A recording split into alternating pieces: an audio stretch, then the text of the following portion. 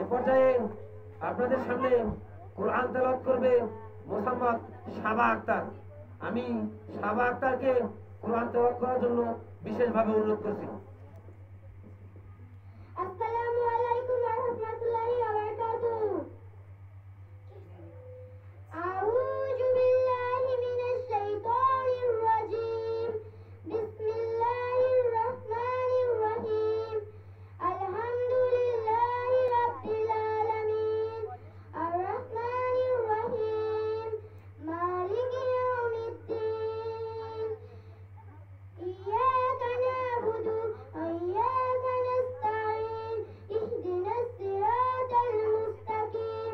সিরাতাল লাযীনা আন'আমতা আলাইহিম গায়রিল মাগদুবি আলাইহিম ওয়ালাদ-দাল্লিন। আমিন।